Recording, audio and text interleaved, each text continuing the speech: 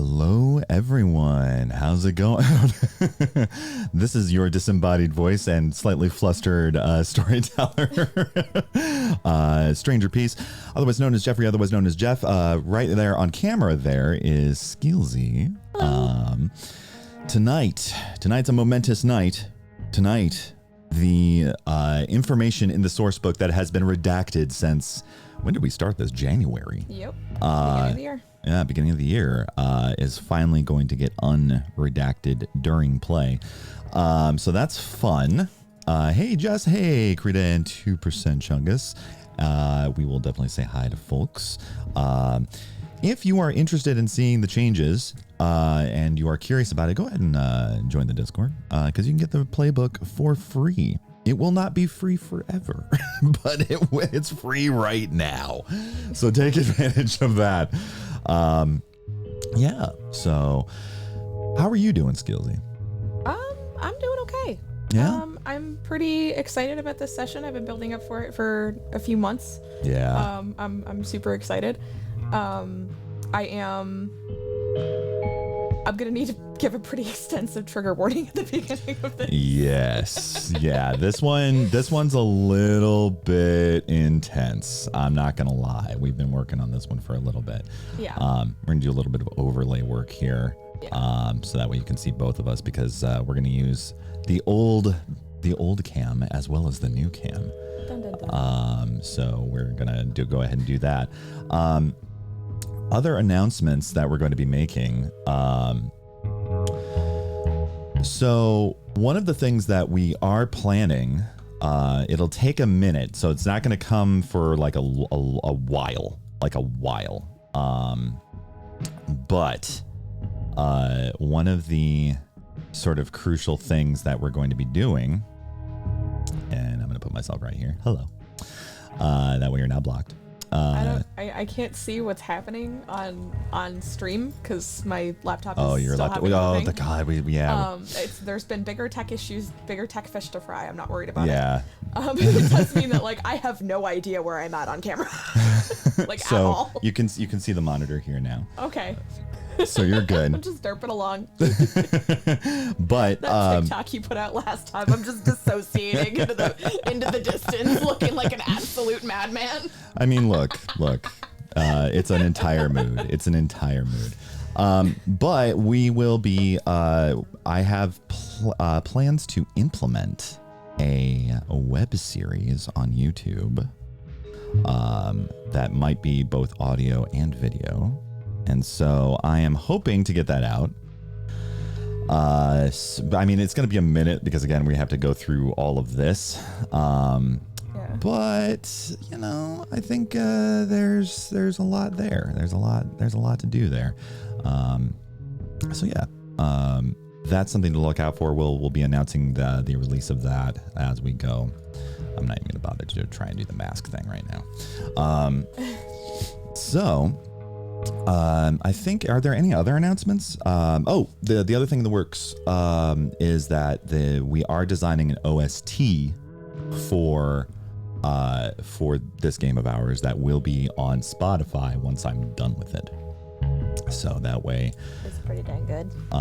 that way folks will have a soundtrack when they decide to buy the game. And of course, all the testers will receive all of these materials for free because they're wonderful people. And I love them very much. So, speaking of which, I think a lot of our players have arrived. So we're going to go ahead and switch over to them. There's one that's not here. That's making me a little nervy. Yes. Yeah. I will figure it well, out. we'll talk to people. It'll be good. It'll be good. All right. And Tori's having sound issues. Okay. Look, it's again. I keep saying it. Not a stream until there are tech issues. That's just a law of the universe. Yep. See? All right. So let me go ahead and switch over and make myself available. Hello, everyone. Can you hear me? Hello. Hi. How's it going? Hi. So I'm gonna chat a little bit while we wait for sound issues to sort of figure themselves out, as well as wait for a player to arrive. We can start the downtime and stuff before that. Yeah, we can absolutely do the downtime stuff. Karita, how is it going? It's going. A little nervous about tonight, but I'm ready. I'm ready. You're gonna be great. You're gonna be great. I'm gonna say that to everyone. You're gonna be great. Honestly, if I'm being perfectly honest, though, I, as the person in the IRL party with the most anatomical knowledge, I am sorry. Yeah, tonight. Well, actually, you know what? This is a really good opportunity. Did you want to flag those content warnings real quick?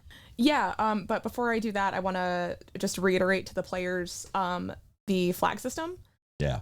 If you need me to back off something or just basically, restructure on the fly so that a certain thing isn't included, I have Discord up.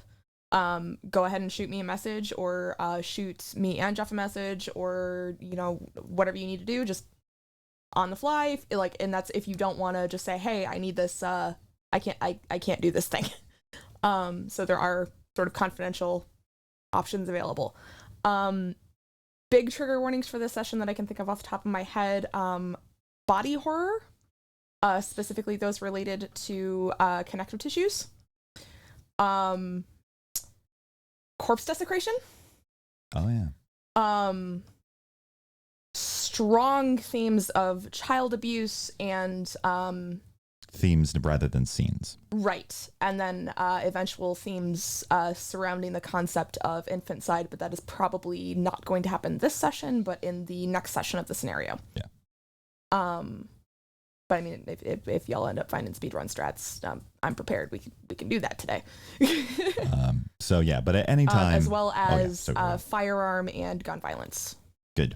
And those will be in scene, not just themes. Yeah. So if at any time you're like, you know what, can we throw down a yellow card? And if you can either say that verbally or you can message us, whatever way you are comfortable with, because we want to make sure to actually traumatize anyone. So if at any time, please, we want to be responsible here. That is something that we care. In this game, trauma is a mechanic, not a goal. Okay. Yes. Have we got word? Yeah, we got word. Someone's date wasn't home on time. Oh, I'm telling. Yeah, so there was some stuff there. Okay.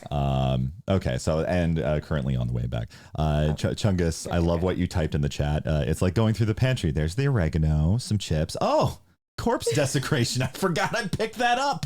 Real talk. I forgot to mention that to Stranger Peace until about 15 minutes ago. Hey, you know what? I roll. My job. I am the Bob Dylan song. I'm like a Rolling Stone, except with horror.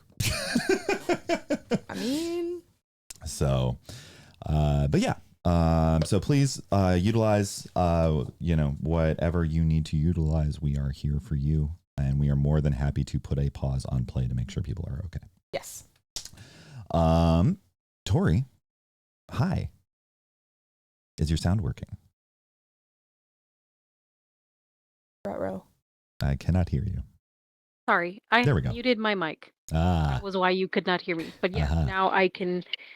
The problem was that for whatever reason I couldn't hear anything coming through my headset. Oh, And did you fix it? Yeah, it's fixed now.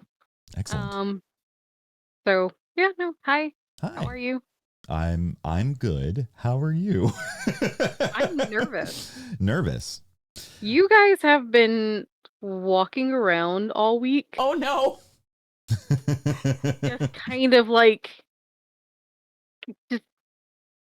just being conspiratorial It's true. and hiding in corners, and Jeff has been bringing up like these vague hints. That's what I do. I am just a collection of vague hints in a trench coat, masquerading as a person. Jeffrey, have you been spoilering? No. No, actually they have not. They have not spoiled at all. But like it's been the vaguely menacing grin. I'm good at that.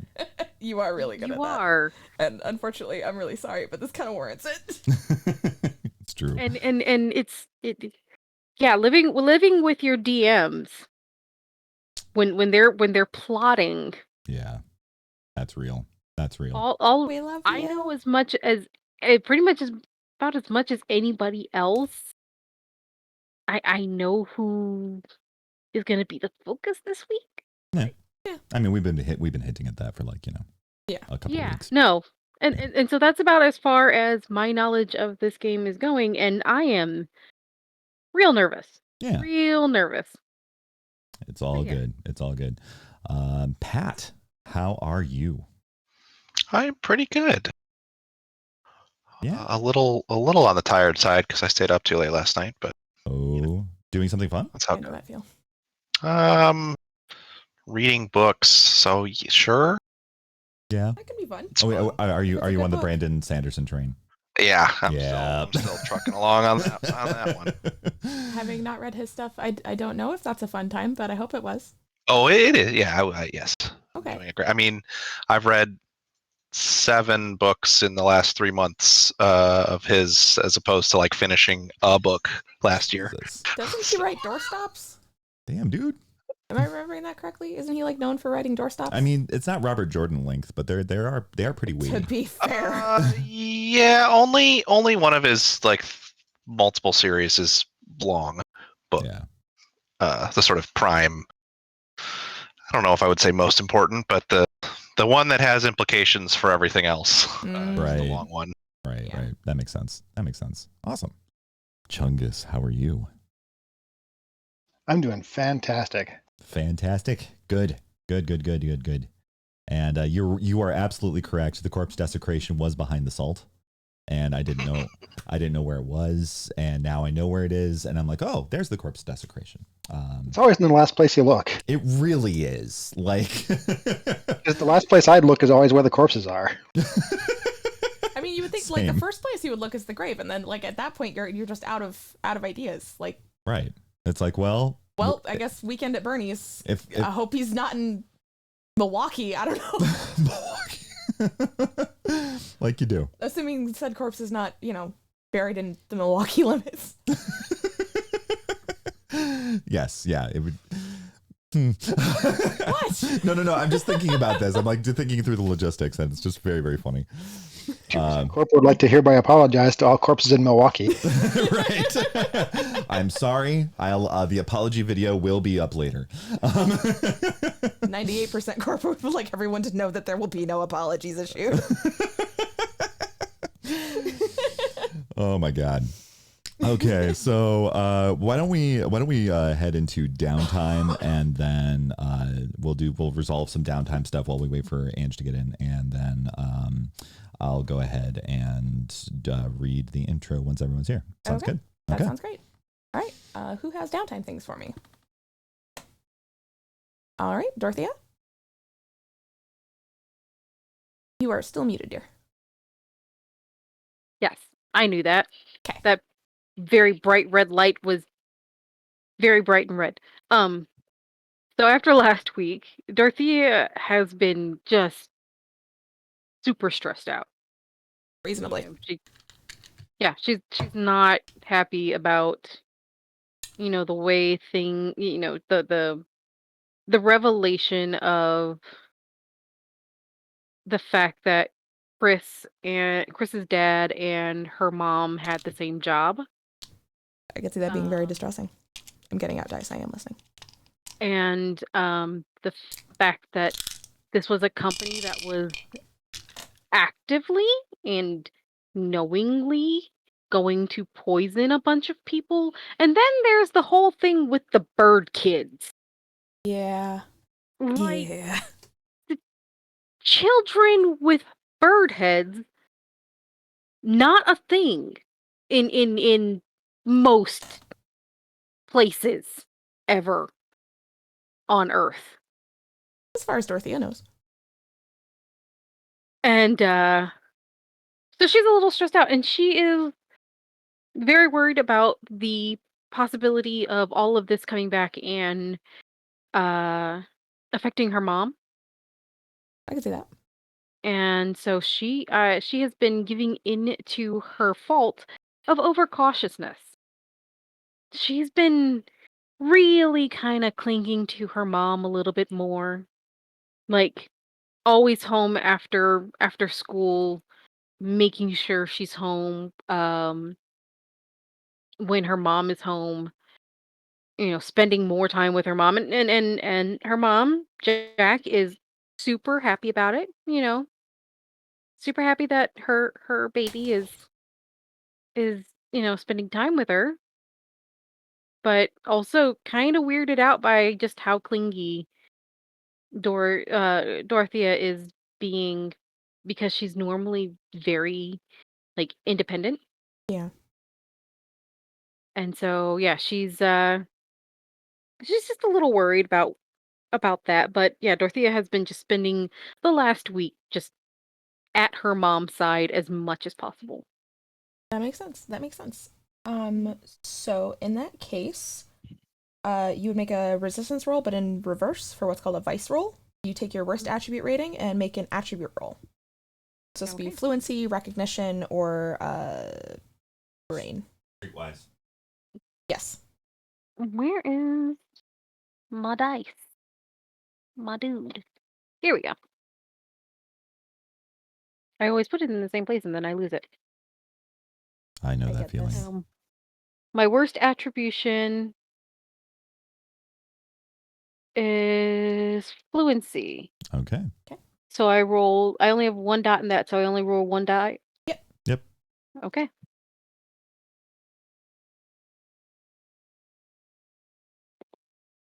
Four.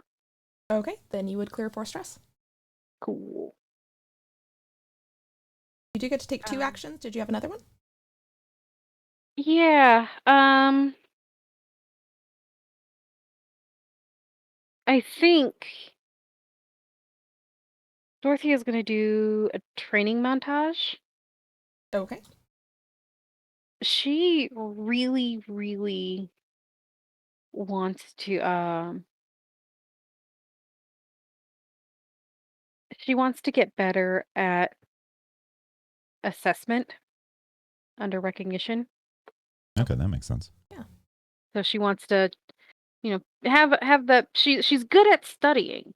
You put any information in front of her, she's good at that, but just sort of taking the temperature of a room is not really her thing. Okay, so like maybe she would take a trip to the library and sort of get some check out some books on like human behavior or any sort of just books on like observation, things to notice, possible warning signs, things like that. Yeah. She reads books written by like former CIA spies on how to spot lying and Perfect. and body language and all that sort of thing. Okay, sounds good. Go ahead and mark down the XP. Cool. All right, who wants to go next? I've got a couple. Excellent. All right, go ahead, Chungus. Chris would like to continue with training montage. Okay, perfect. Becoming more streetwise. And it kind of dovetails with his indulging his fault. He's going to spend at least the weekend just like hanging out in the hideout, exercising, practicing his swing, thinking about possibly like can we make up a cryptographic password system for the door because keys can be gotten. Oh, I like that. It probably doesn't go anywhere because he's no mathematician. But The irony. just like generally staying out of sight, out of the way, and getting stronger for the inevitable shoe store that's going to drop. The inevitable shoe store. I love that. I love everything about that. Okay. So go ahead and mark down the EXP into streetwise. And then go ahead and make me a vice roll. Doing that. Excellent. If you hear music, 3. don't worry. It's okay. I'm sorry, you said 3? Yes. Alrighty, that's how many stress you get to vent.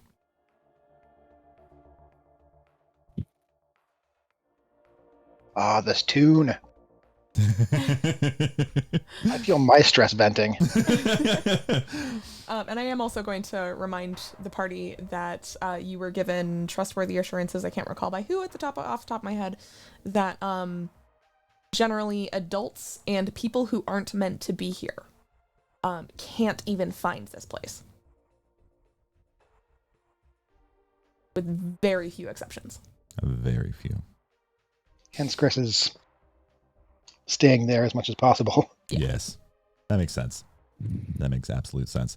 So, go ahead. I will say, in playing around with the kind of cryptographic sort of lock or the idea of a code, you do start coming up with variations on the hobo code that's already in the tunnel. And you begin adapting different signs. So what this does for you, the player, Chungus, if you want to start creating party-specific hobo code signs, you can now do so. Yeah. So there you go. Works for me. Kind of bust out that farmer's almanac. That's right. Okay, so that leaves Karita and Pat of the folks we have here. I can go next. Okay. Tell me the two things you want to do, because I have a thing for you, and I can work that in. However. Okay, so kind of like Chris, actually kind of more like Dorothea, I'm going to be a little bit like closer to home. I didn't take on as much trauma as everyone else, but like it's been a lot. And so I know my mom's really busy, going to be spending some more time with my aunt, and just trying to kind of withdraw and take advantage of that overcautious fault and just know that I'm in a safe space at my aunt's place. The other safe space that I have, so that's one. The other safe place I have is with Maggie over at the university, and that's probably where your thing is going to kick in. So I can work with either. So go ahead and so you're wanting to clear 2 stress, or take 2 runs at venting stress. yes. Okay. Go ahead and roll me 1 vice roll.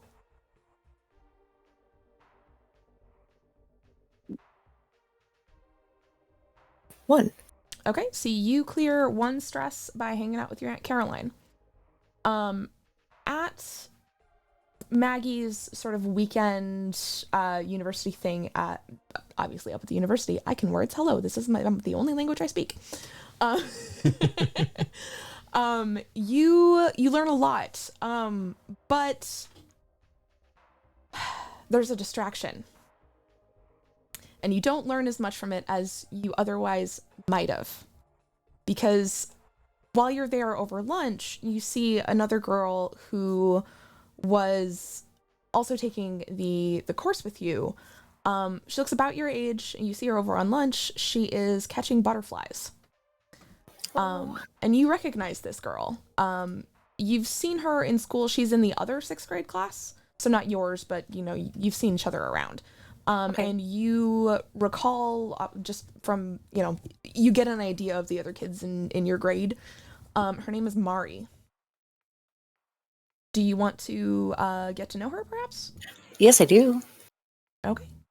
So in that case, I'm assuming Ronnie would walk up to her? Yeah, I'm going to walk up to her and like ask her about the butterfly she's holding and her experience with them. Okay. So she would tell you that honestly, she doesn't know a lot about them yet. That's why she's sort of at this thing. It was sort of a weekend intensive on butterflies. So she's not really sure, what species they are, anything like that. She's just starting to collect. She tells you that her name is actually Mariposa. Her mom loved butterflies so much that, she was named for them. And as such collected them. She has an extensive collection that she inherited from her mother at home. Her mom, unfortunately, passed a couple years ago from a terminal illness, nothing sort of descript, just, very sad. And so she's been sort of wanting to get into butterflies and whatnot and learn more about them as sort of a way to reconnect with her mom. I really love that. Okay, well, if you ever need like a lab partner or anything when we're learning, I don't have one right now, so you're really pretty. I would really like to help you because I have some caterpillar experience. I'm going to sit down. Mari blushes a little, says she thinks you're pretty too, and then asks if she can eat lunch with you, and that of course she'd love to be your lab partner.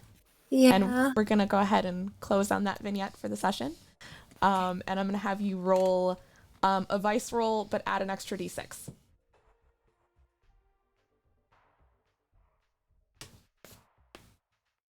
Six. Hey, guess what? You cleared 6 stress. And you met a pretty girl. Ta-da! Win-win.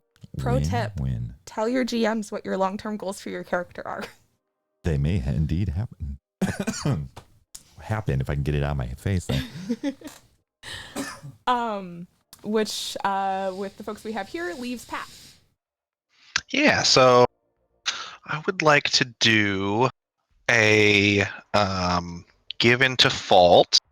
Okay. To clear some stress. Carter has been really fixating on his math homework as like a source of logic and kind of reason, and has gone way beyond just doing the homework and has checked out like math books above his grade level out of the library and has been studying those as a way to kind of disassociate a little bit and relieve some of his stress. Okay, that makes sense to me. So, Let's say go ahead and make a vice roll. yep. Hang on.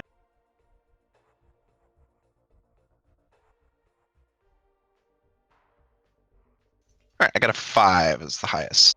Excellent. So you would clear 5 stress if you have that many to clear. All right. And what did I you have want exactly your... that many to clear. Excellent. What did you want your other downtime action to be, but pause after telling me? I think we're gonna do training montage. Okay. What did you want to do a montage for? I want to train for Streetwise, so I think he's been maybe practicing his sneaking around the tunnels, kind of trying to imagine that he's avoiding, say, hospital staff or something of that nature, to practice his streetwise and his sneak a little bit. Sounds good. Go ahead and mark the experience there and what you just saw me roll. Given what you used your downtime action for, I'm also going to tell you to go ahead and take an experience in recognition. Okay. Specifically under the auspices, the way I'm going to explain that is you spent your weekend literally studying. Yeah. So that works. All right. Okay, and so we have looks like Ange has joined us. Hello. Hello, Ange. Can you hear us? Yes, I can hear you. Excellent. I'm going to give you a real quick rundown of the stuff that we have gone over so far, which is not much. We were vamping. But basically, there's going to be some heavy-duty trigger warnings for themes of child abuse, infanticide, as well as direct trigger warnings for things like corpse desecration and body horror. This is a reminder, Jeff and I both have Discord up during these sessions. If you don't feel comfortable calling out, hey, I need to yellow or red card that, you can go ahead and do so over Discord if you need to. We'll go ahead and anonymize it, no issue. Sound good? Yeah. Awesome. Excellent. Awesome. Do you have any downtime actions you want to do? No. Yes, I'm sorry. I've been running like crazy. It's okay. I don't that know. Is totally okay. Do you have any stress? Like on your character sheet? I realize the silliness of that statement, but like on the character sheet? No, I'm completely stress-free in real life. No, You're a parent, yeah, that's I inherently have 2 false. stress. 2 stress? Okay. Okay. What is Eddie's fault? Risk prone. Okay. Okay. Did you want to maybe give into that fault to clear some stress? Or Okay. sorry, I can't find my character sheet. It's all That's good. I'm late. I need to hurry up and get. And then I don't have anything ready, so I apologize. No, You're good. You are totally fine. totally good. Many of us have done the parenting thing, and we totally understand. Yes. Your date wasn't even at home when we got there. Oh dear. Oh, we're gonna fight.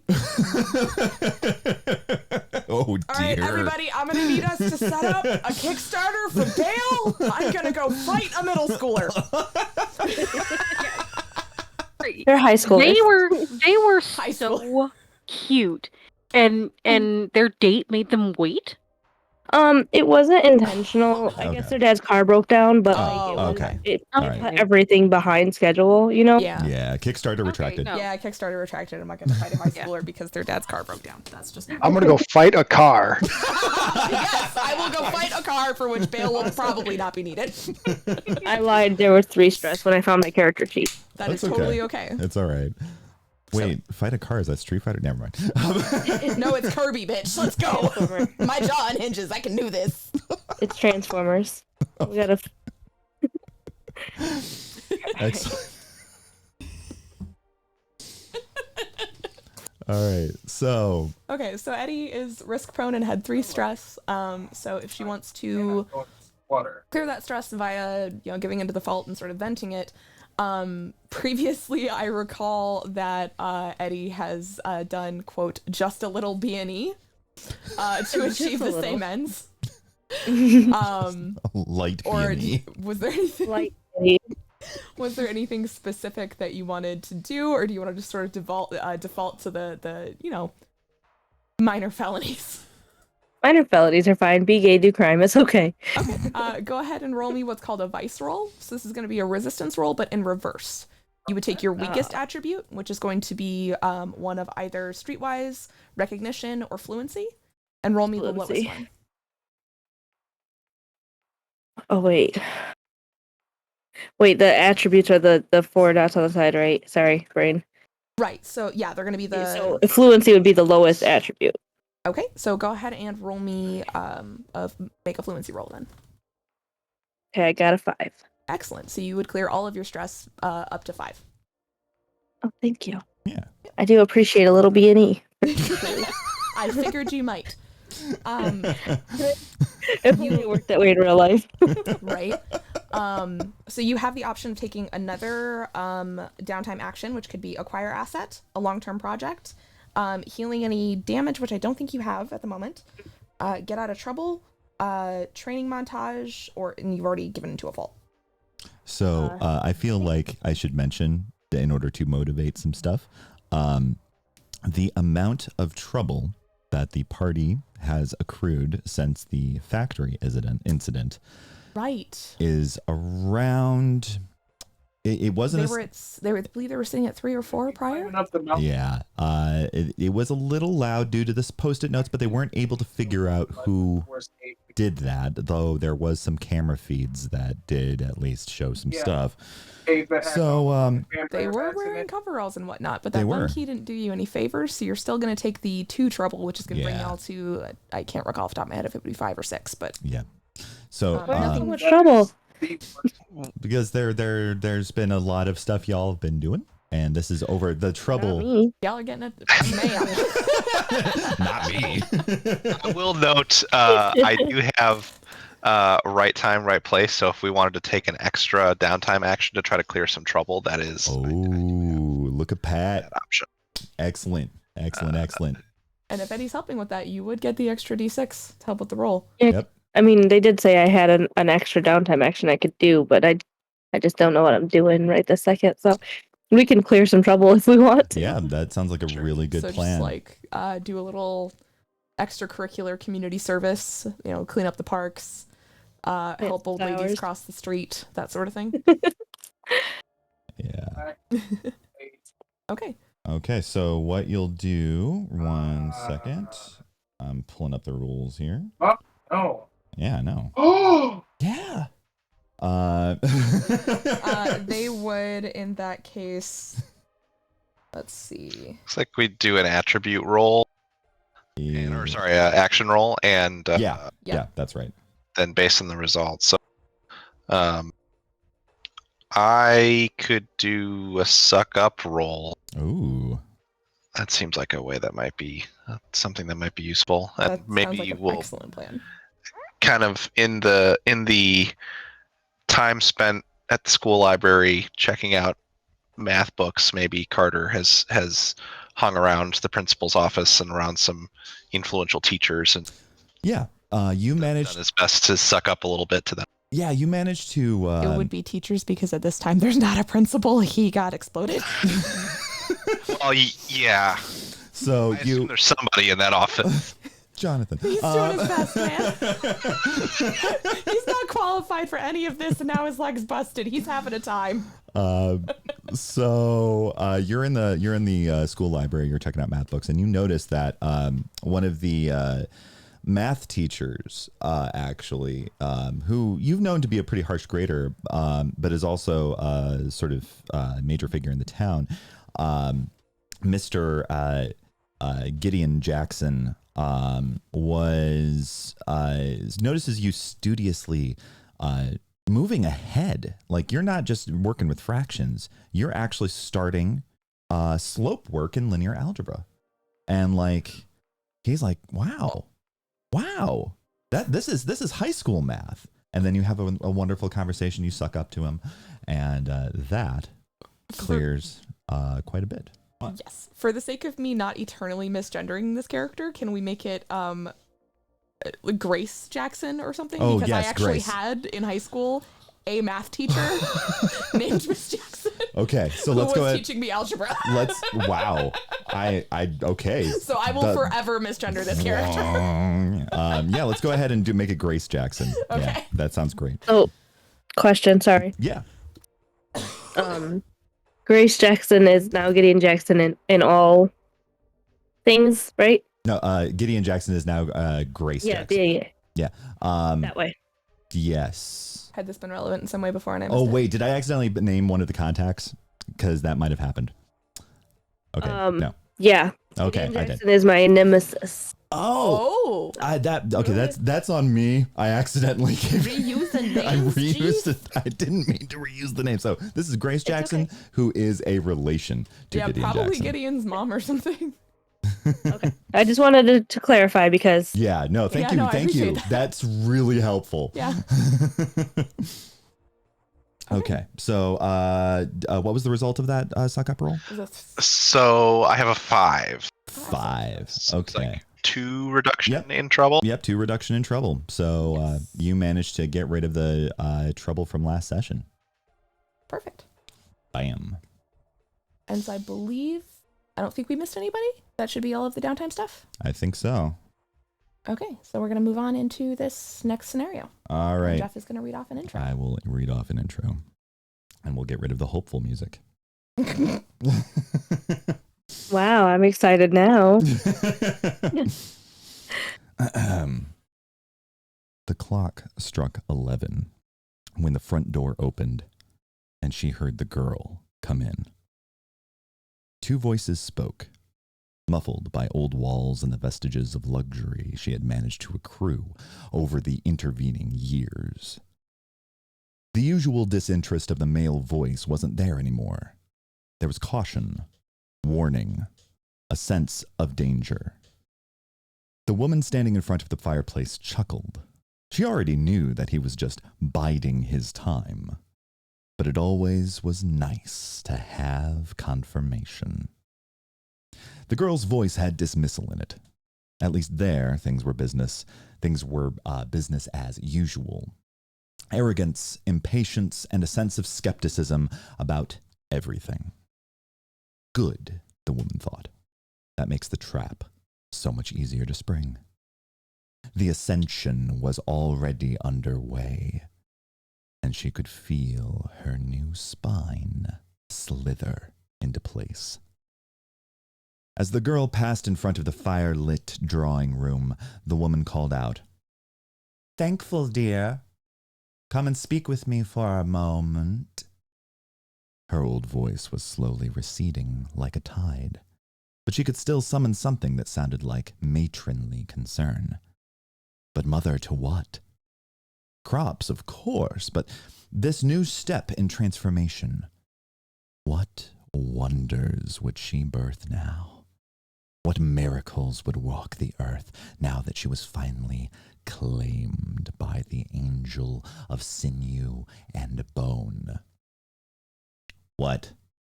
Eddie was already done with the conversation before it even began. You're late. You never cared before. Did you run out of things to yell at Dad about? Constance felt the familiar rage rise in her heart. The rapidly healing gunshot wounds that her clothes concealed pulsated. I care about your safety, you arrogant little bitch.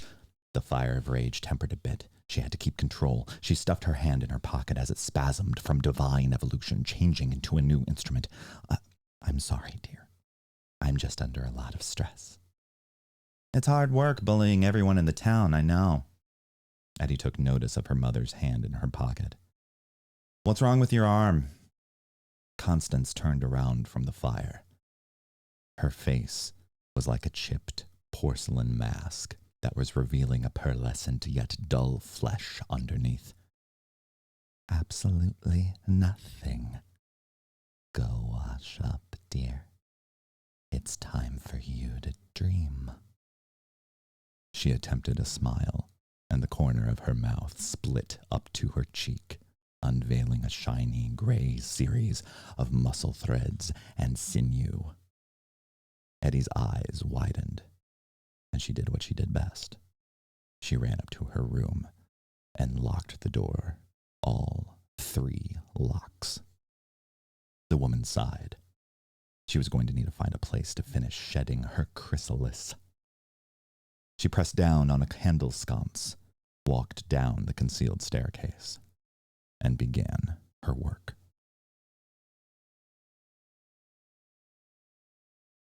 And that is the intro. Look, I warmed up for this last night playing Dark, and I think that the tuba guy has nothing on this. So I feel very unprepared suddenly. It's all good. I am preemptively very sorry. So same. Oh. So, Awkward. is there anything and any other anything anyone wants to take care of? Our child says hi. Before we start the session in earnest. Okay. So y'all have a pretty normal day up through lunch at school. And then the vice principal calls for you over the intercom. All of them, right? Yes. Including Ellie.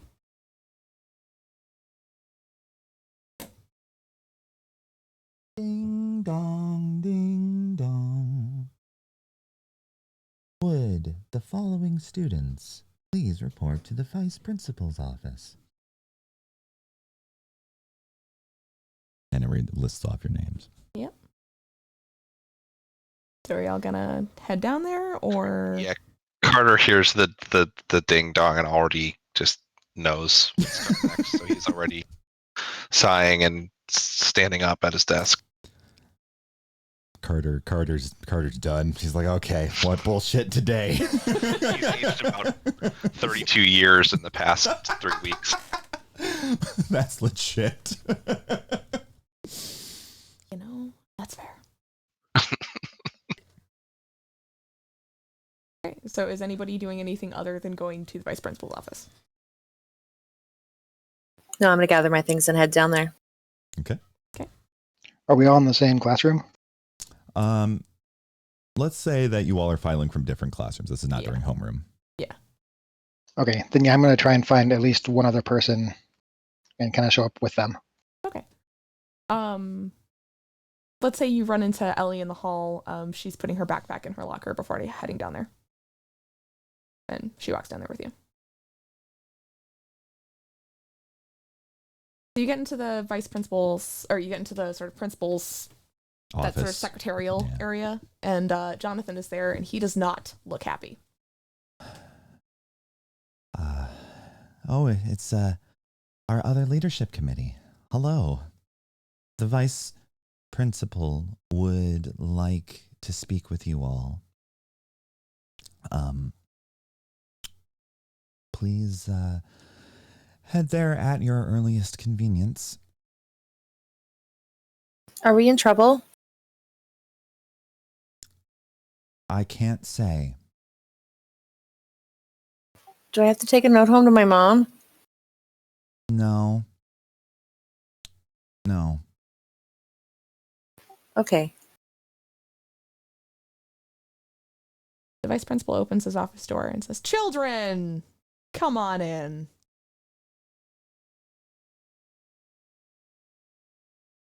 Dorothea walks in. Ronnie shuffles it behind Dorothea. He'll bring up the rear, and he's like trying to 3D scan Jonathan's entire being, trying to figure out what he's thinking. Jonathan is nervous, and you can it looks like he's itchy all over. This is not a dude who is thrilled about the fact that his leg is busted right now. Like, he is freaked out. You have never seen him freaked out before, but like, this dude who has previously been pretty unflappable is very, very flapped. Consider the man flapped.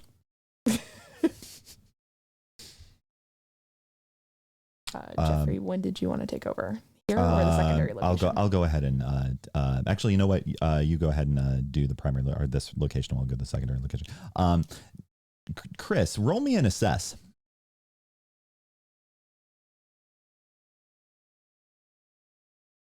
Actually, Eddie, you also do so too. I got a single 6. Okay. And then once Eddie makes the roll, I will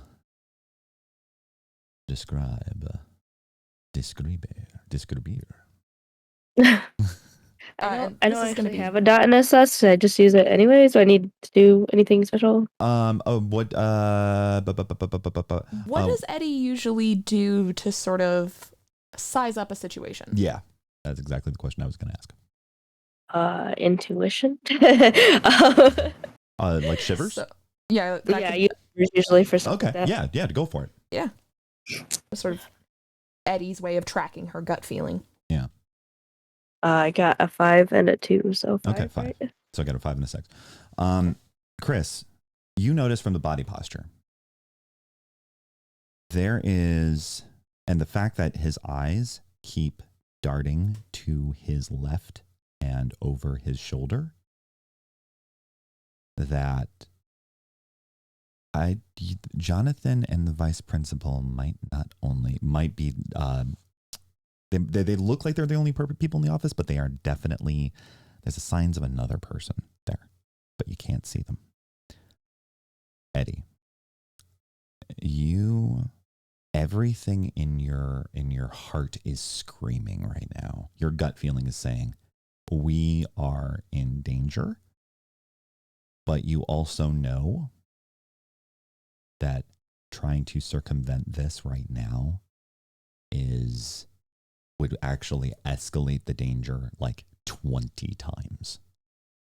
Like, things are, like, you're in a bad spot, but trying to wriggle free from the trap is going to make it so much worse.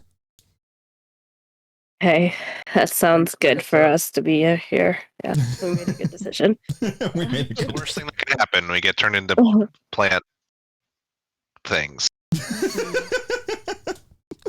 Yes, you turn into houseplants. Yeah. Oh, I could live with that. It'd be a lot less complicated, I think. Do I get to choose what kind of plant I am? Maybe. Same question. Anyway. Yes. Continuing onward. I'm assuming you all file into the vice principal's office. Yeah. Okay. So Ellie closes the door behind her. And then from a shadow y'all didn't even have time to process was there. A man in a black suit with a bright green tie sort of sweeps up behind her, hand over her mouth, and backs up with her. The vice principal is not fazed by this at all. Says, "Hello, kids." Holy shit. Exactly.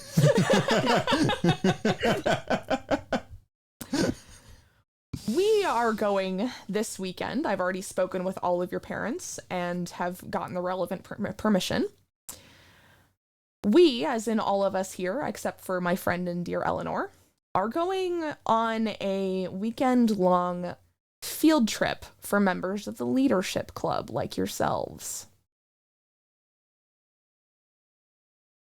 Any My mom didn't questions? mention anything about this. The arrangements were made today. That's a little last minute, isn't it? I don't care. What if we choose not to go? You hear a click. The man with the green tie is now actively holding a gun to Ellie's head. Wow. You guys?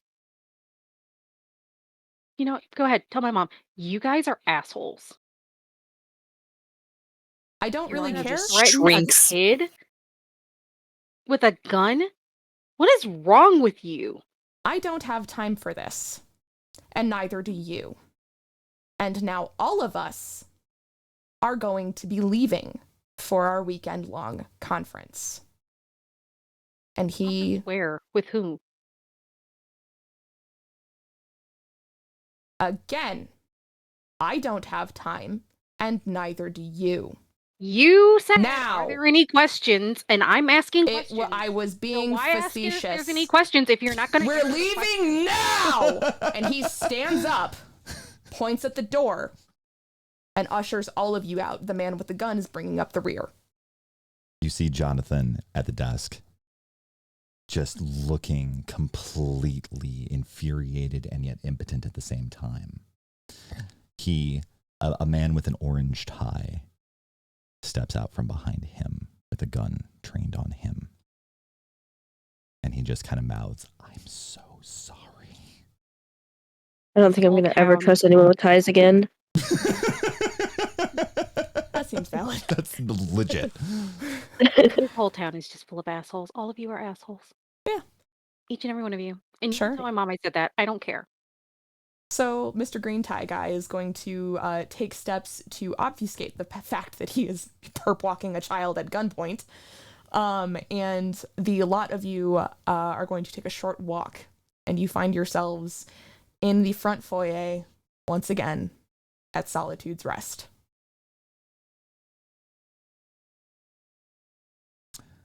We should have burned this place down. As you're walking in, the vice principal, Victor Lewis, he talks to the men in the ties and he says, "All right, put them over there in the foyer. Actually, no.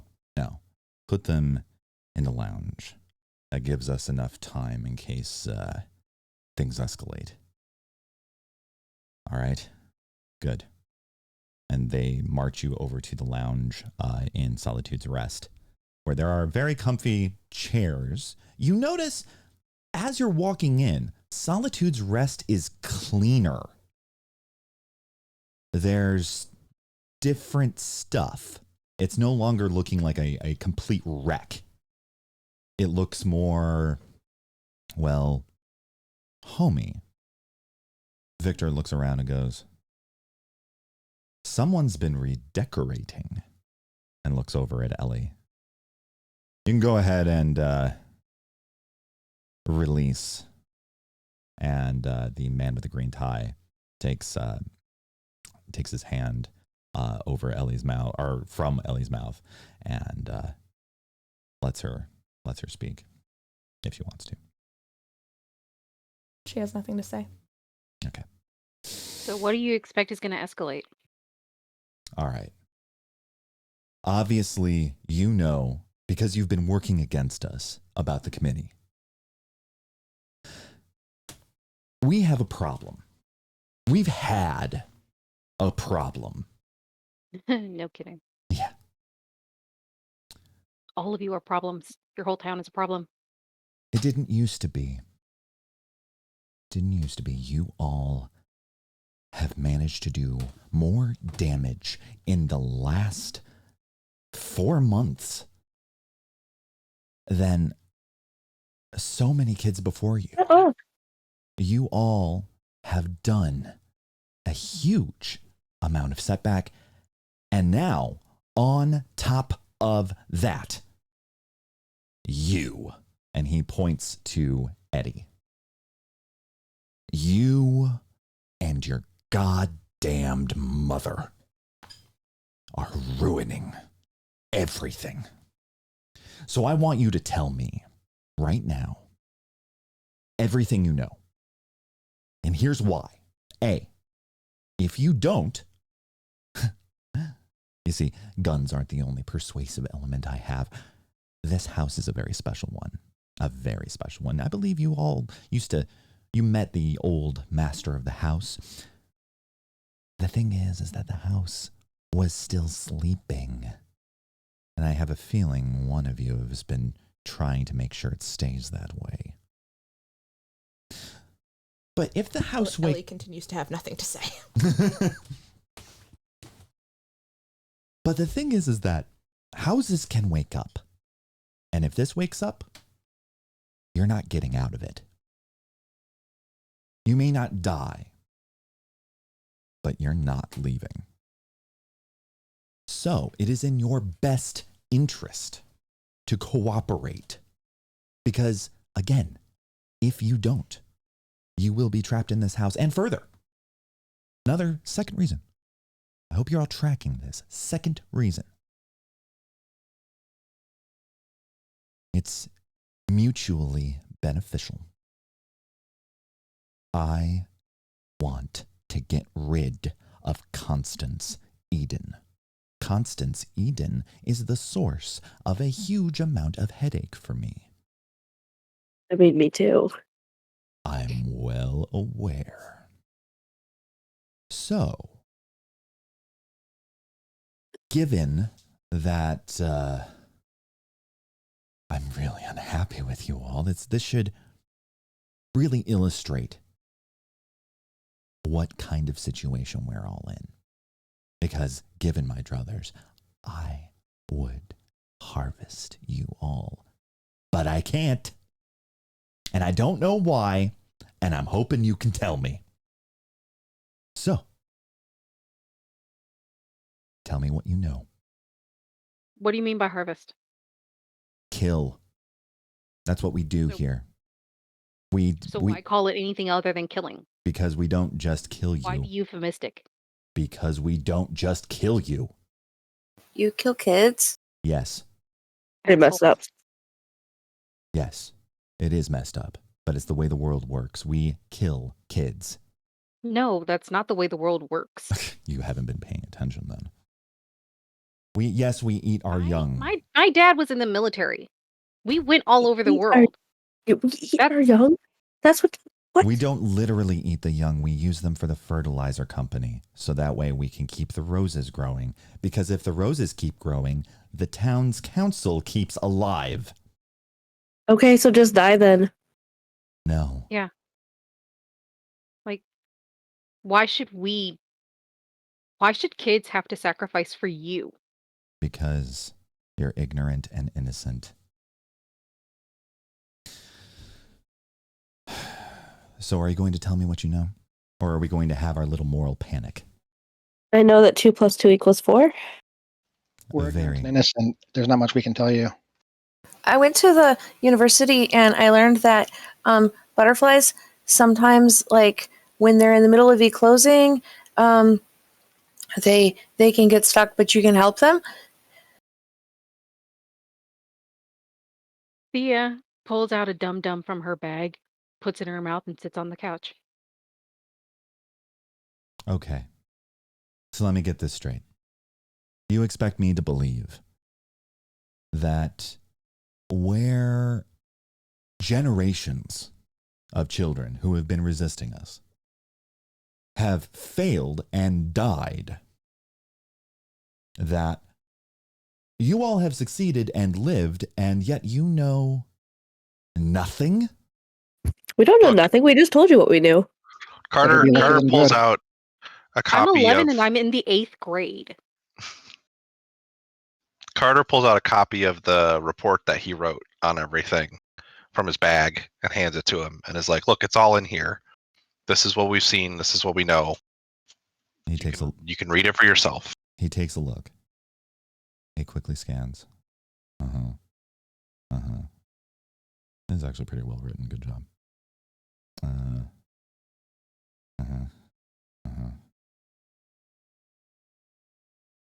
Really?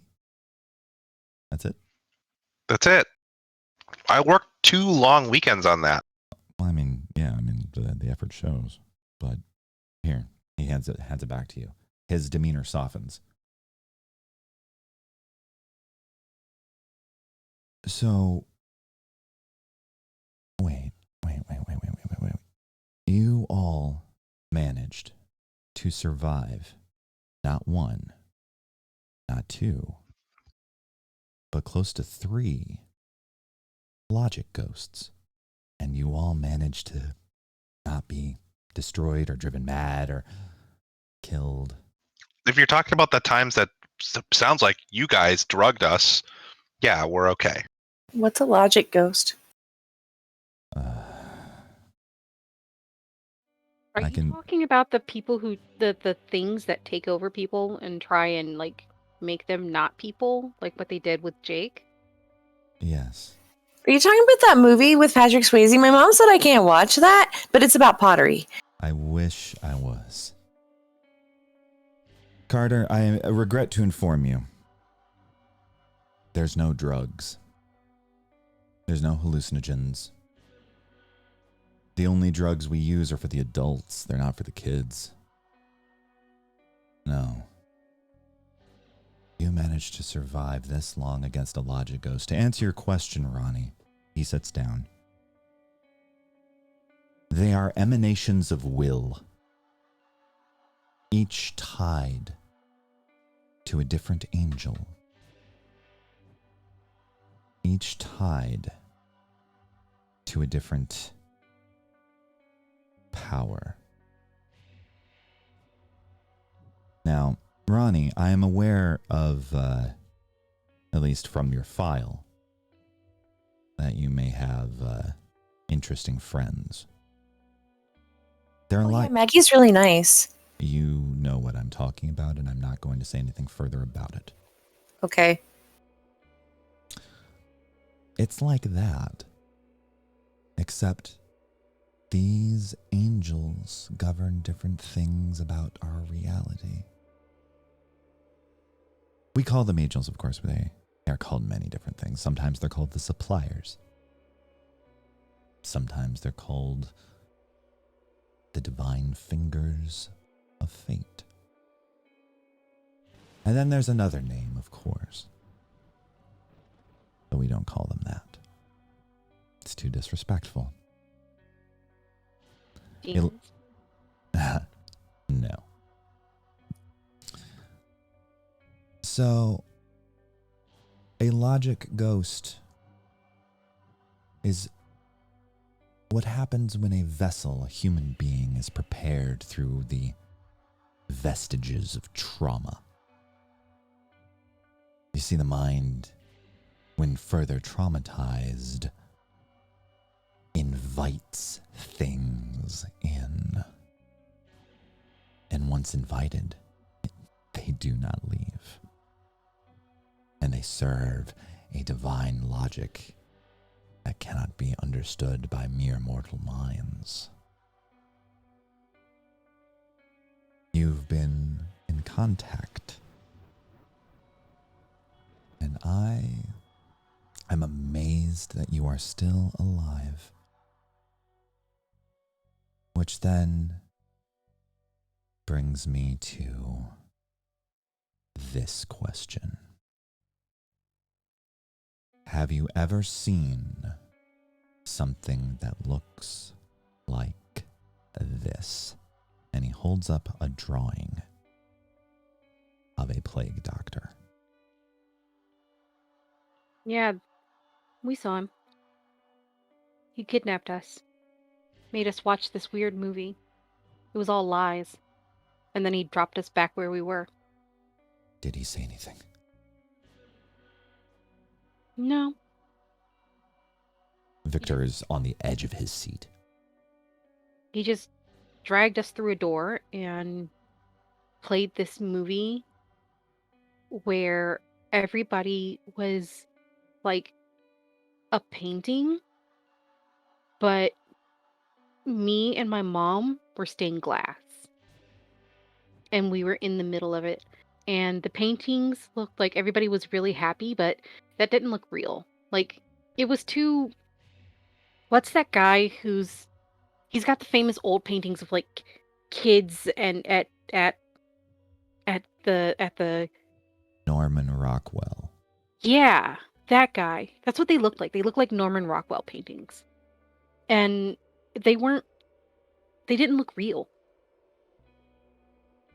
And then there was me and my mom, and we were in stained glass, and somehow, like, it made everybody sad.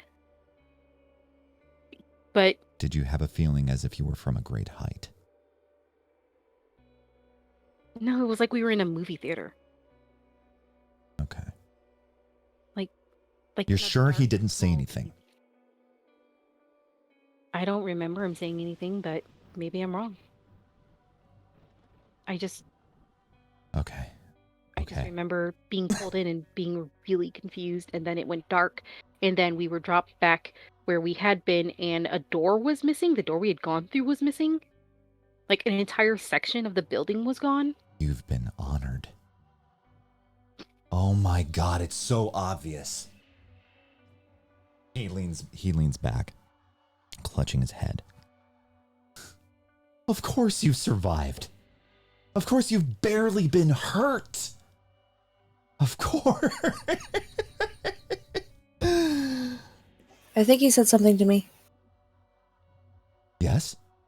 I mean, it was really quiet, but it was a scary voice. Go on. I don't know if anybody else heard it, but he said that it was our game. It was. I see. Talked about games. Yeah. Yeah. Constance. You foolish bint. So what do you know about these weird cards that we've been getting? Cards? Yeah. Cards? Whenever we like fight one of these things and we win, because we always win, we go to a desert and then we have to like talk to them and they give us cards. Oh, you. Angels, is this a test? Is this a test? Is this a mockery? Is this what? Of course you survived. You've been chosen. It's at this point that the back door explodes inward. You see Victor turns around. A troop of people move sort of stiffly into the house from the back door. There's probably 10 or 15 of them, if you had to guess. And they very quickly overtake the adults. Once the two men in brightly colored ties are subdued and Victor is pretty thoroughly surrounded, another man walks in. He's wearing a very proper tuxedo with sort of longish tails. Victor goes, you. Hello, Victor. You've finally overstepped enough. And he sucker punches Victor square in the gut and sends Victor to the floor, sputtering.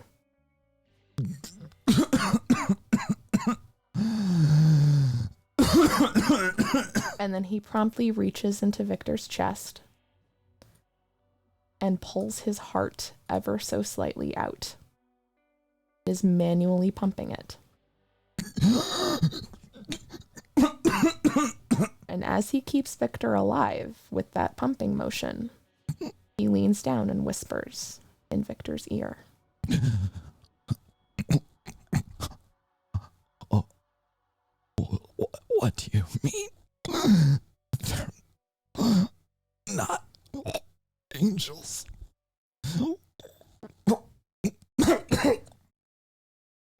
Victor falls over.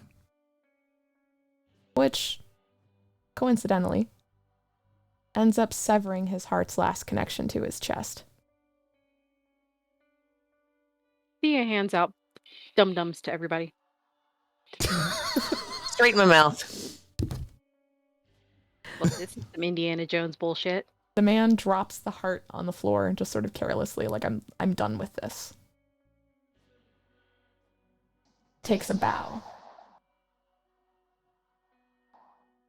Chris like immediately vomits.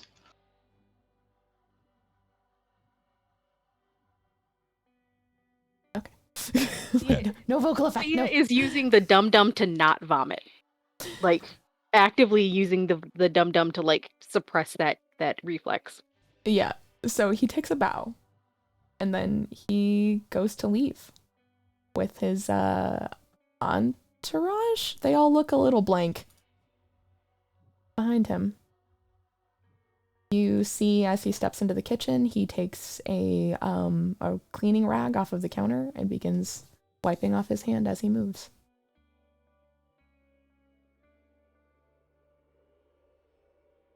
Has anyone here taken any music lessons or gone to the theater or anything like that? Did anyone read the newspaper? Carter would read the newspaper. I had to take piano lessons from the time I was small. Dad insisted. Okay. So Chris is Me the and- artistic me and type. He'd Mom- have taken some music. Yeah, me and Mom watch 60 Minutes together and the news. okay. So is anyone going to make any motion to stop him or his friends, or are you just going to let him leave? Dorothea is watching the man who just yanked the heart out of somebody's chest and decides that that's not somebody she wants to fuck with. Yep. That's fair. Okay. Pretty attached to having my heart right in my chest. That is fair. My organs, yeah, I want my organs where they're supposed to be. Thank you.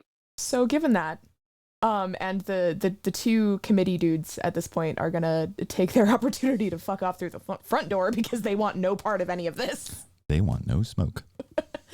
So, Eddie, Chris, and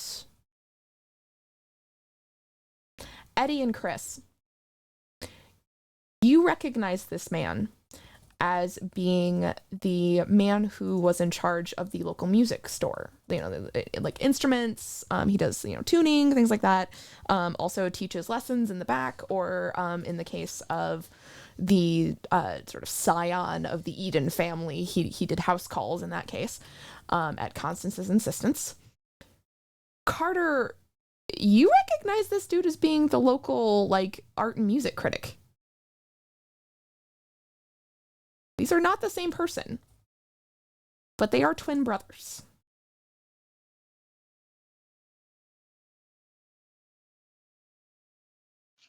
Interesting.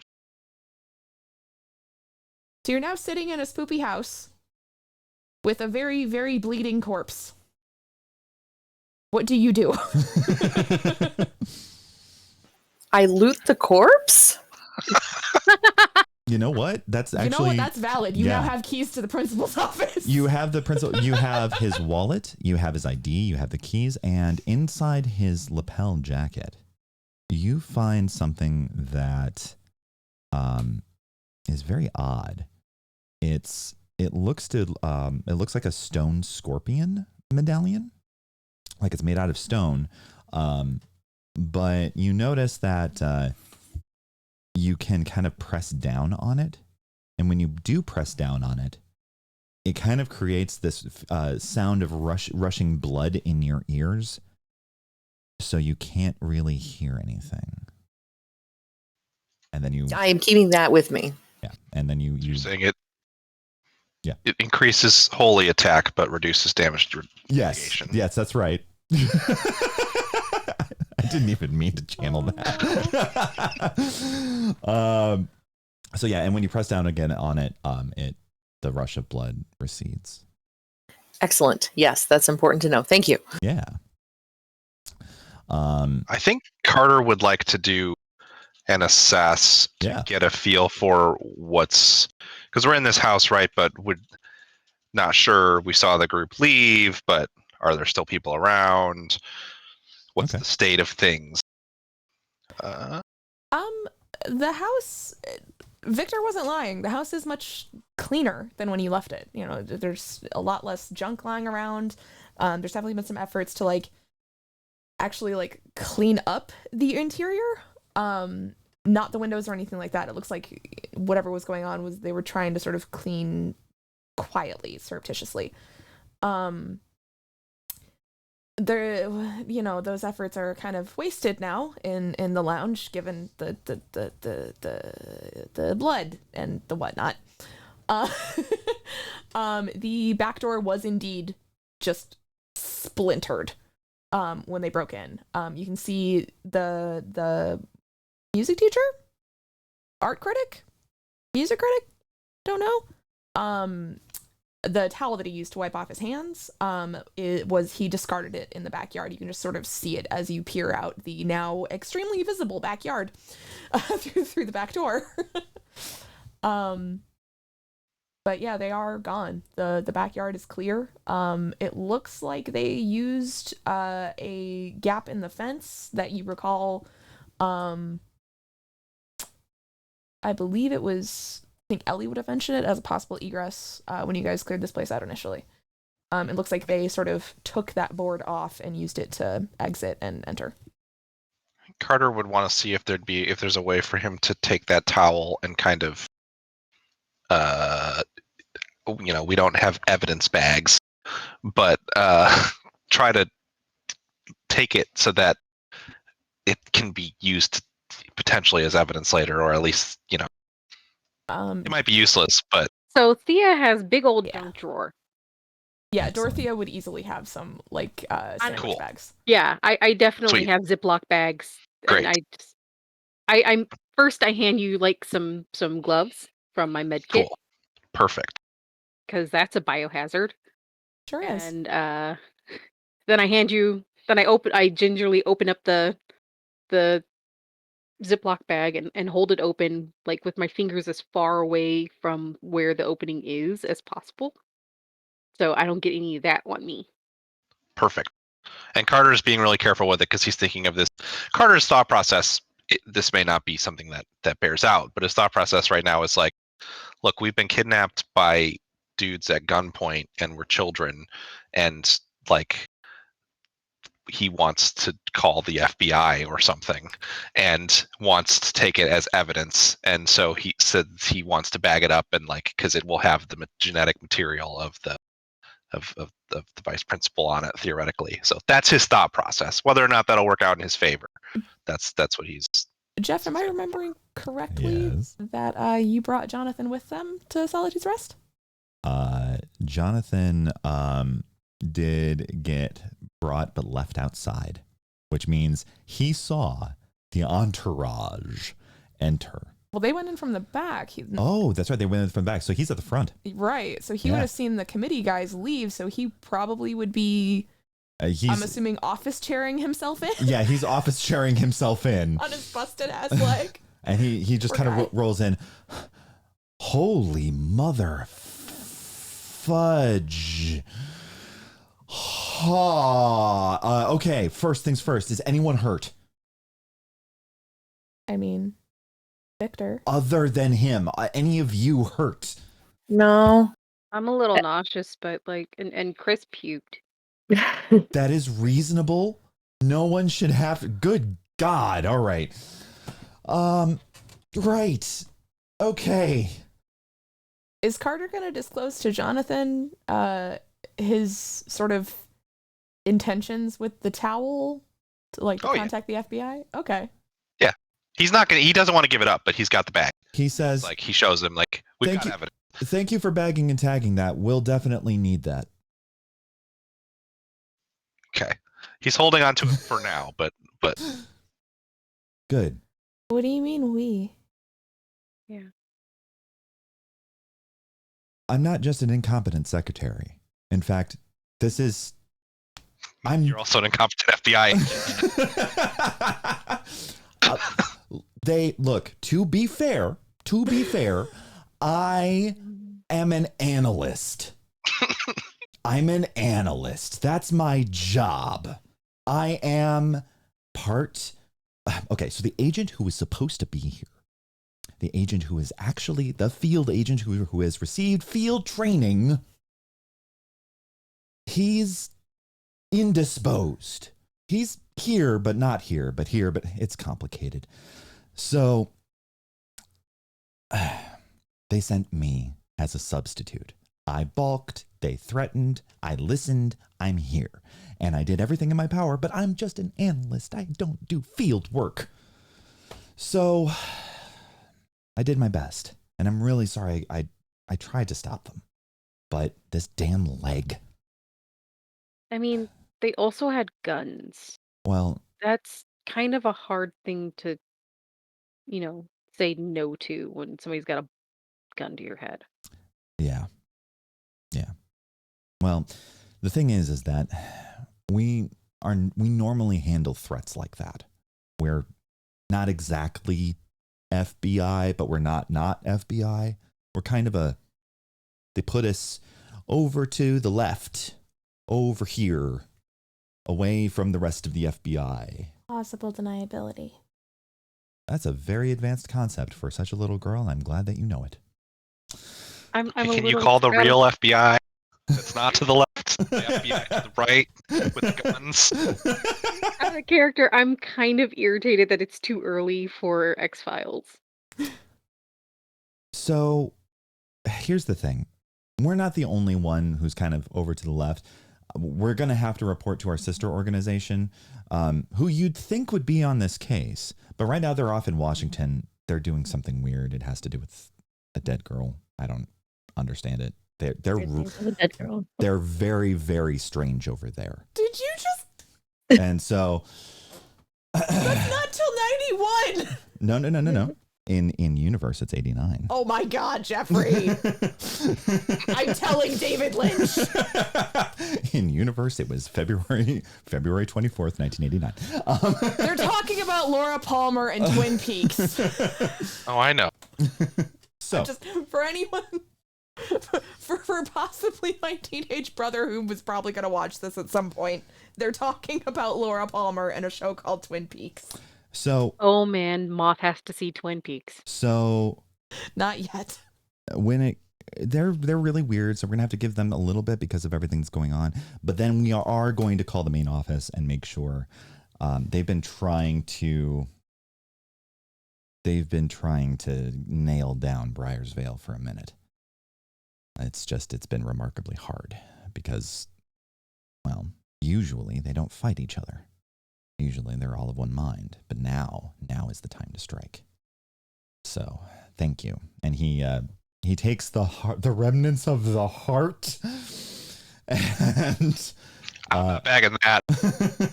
He's like, okay. Dorothea grabs out another bag and some gloves and hands it to him. Oh, You're on your own with that one, though. Thank you. No, it's all right. I this is not unusual.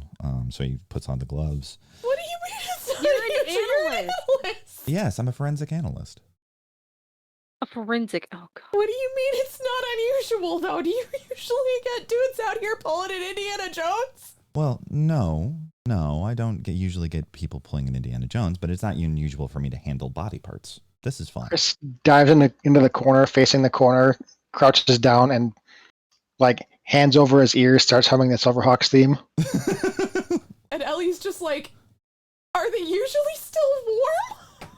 No. That is unpleasant. And so he puts it in the bag, seals, Sharpie. And he goes to reach, and he's like, oh, nope, sorry. And he takes off the gloves. Okay. So, should we go? I feel like we should go.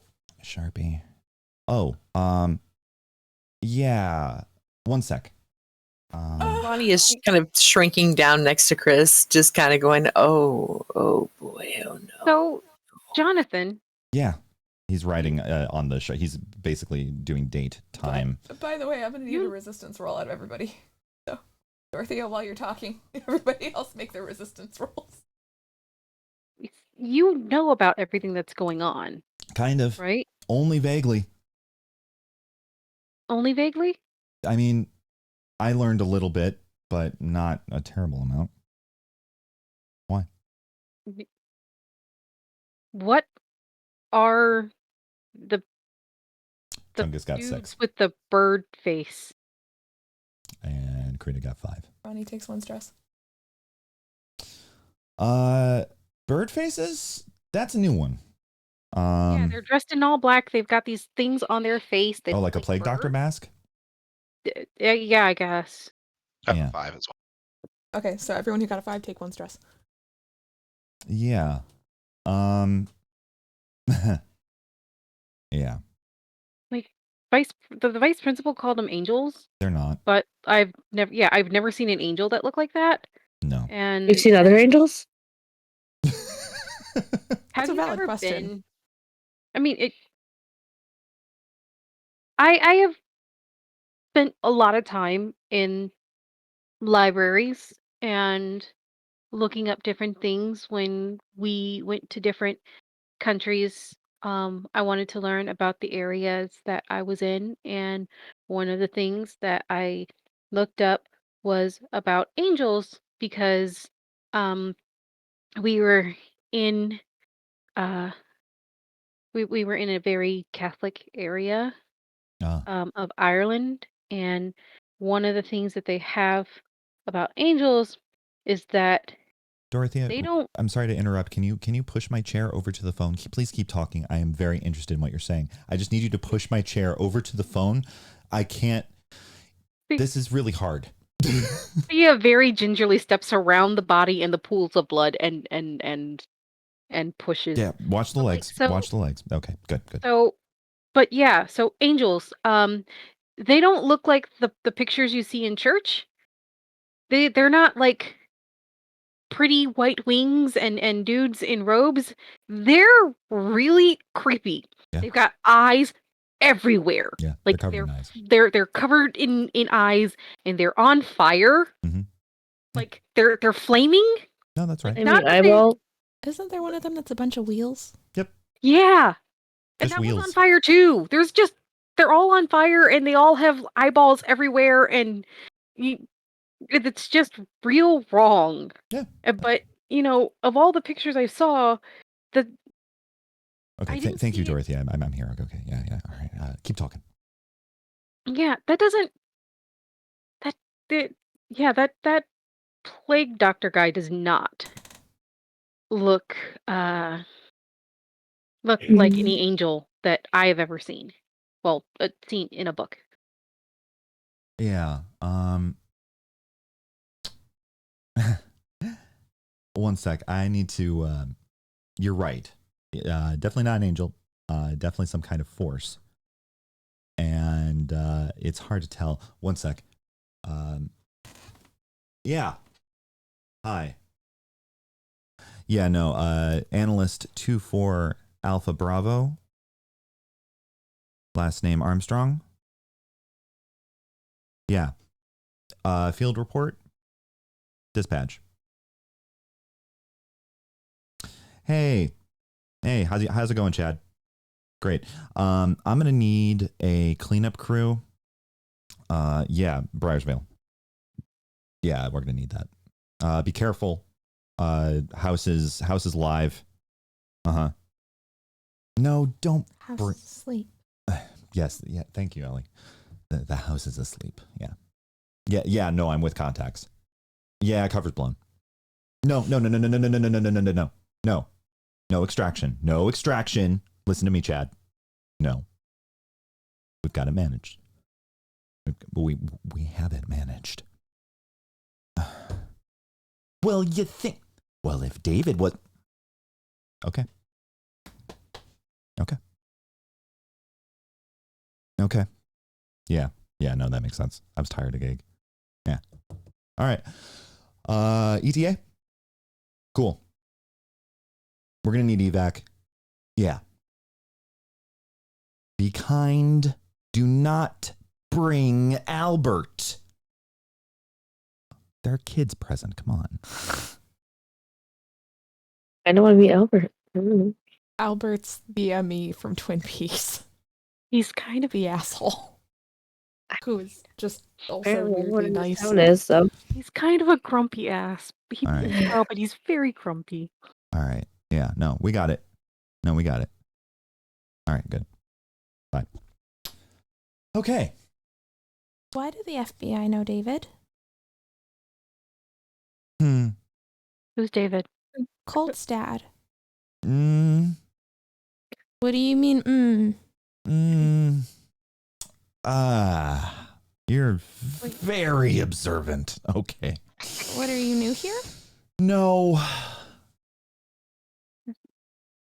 No. I Let's am. progress to the music Somebody from fill Legend of me Zelda. in. Wait, what was that, Chris? Chris has progressed to the music from Legend of Zelda. Oh, poor Chris. Okay. Don't worry. Actually, okay. Everyone should probably wait outside. That probably would be a good plan just to get because it's good. That's going to start smelling. You know, I would love to. yeah, I think we should go outside, guys. Let's. Can we Ellen Ripley this house? No, I would prefer you didn't. Ellen Ripley?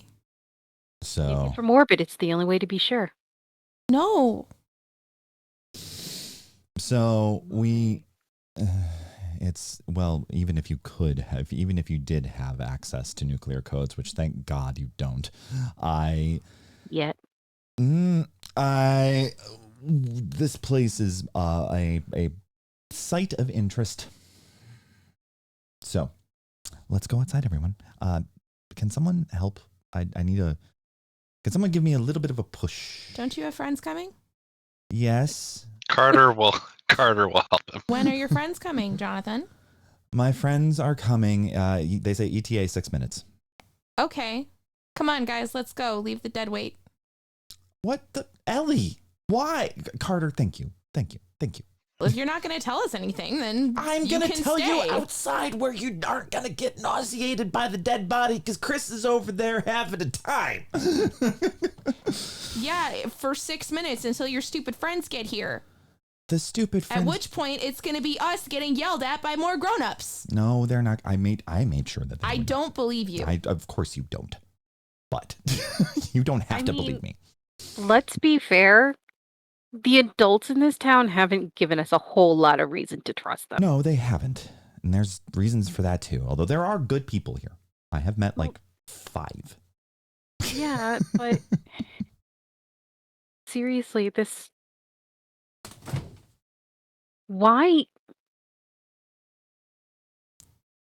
would they do this? You all are being wheeled outside. It's a bright sunny day. Carter, you find the office chair kind of hard to move, but you got this. And he's just like, ugh. Yeah, good luck on the front steps. He's like, okay, just be real careful. Okay, I got it. Okay. Yes, Dorothea, questions? Why would adults do this to kids? Like, they obviously have lived here, and they have gone through all this, and they saw how much it hurts people. Why would they want to continue something like this? Why don't they see that it's wrong? They do see it's wrong. That's the issue. From what I can tell, from the intel that we have on our reports over the last 30 years, Briarsvale operates under this coming of age ceremony. They call it here the very ominous name, Quicksilver Pact, right? And the Quicksilver Pact has an effect. There's some kind of chemical involved, probably involving mercury, but I don't know. Yeah, it's a flower. I've seen it. You've seen it? Yep. Where? Somewhere. Really? You're going to yell at me for not telling you things. Everybody's been vague with us. I am trying to Person who be... showed it to me is a friend, and I don't want them getting in trouble. They could get hurt. Okay. Just lead with that next time. I respect that. Why would you assume anything else? Because You've been here. yes, I've been here, but I'm trying to walk a thin line, because if I screw up, I get yelled at. I'm already going to get yelled at way worse than any of you. And So you agree we're going to get yelled at if we keep hanging out with you? you're not going to get yelled at. You just said. Way I don't want to worse. get in trouble. Way worse can include more than 0. Well, my understanding is that the Oh my God. six of us, Oh my have the God. weekend free if we get the hell away from you in the next 5 minutes. You're- Because we're still at leadership camp. okay. So are we of more use sitting here talking to your friends, or are we of more use going off and doing our own thing, dude? And how much access do you think you're going to have to us after our parents find out about what's been going on and the fact that I just got walked out here at gunpoint? Okay. Yeah. Ellie, I need you to like take it down. You're like at a 12. I will not take it down. You You were need to brought be here at at, like, gunpoint too. At like a 6. Jonathan, calm down never works on anybody. Have you ever had calm down work with anyone? I'm not a people person. I study body parts. Cool. Laura Study doesn't this like body me, part. And Ellie clearly. starts walking away. I'm turning 12 next week. I don't need this crap.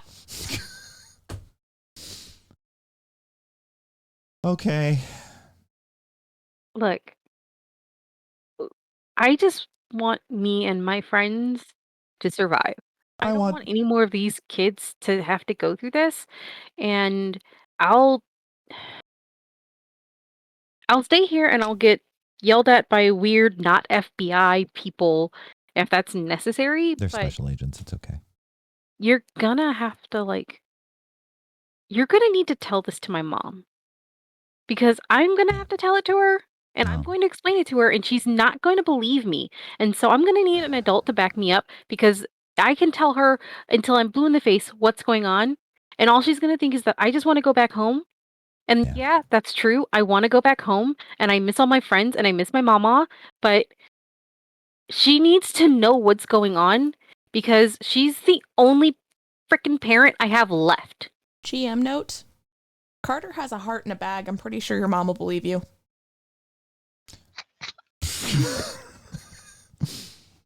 I'm just saying. She would think something weird's going on. That's definitely for sure. She would believe you. So Jonathan he looks so tired. He's like, okay, I want to be very upfront. I am absolutely in agreement. I don't want this to happen to kids. This town has been murdering children for decades, and it's awful.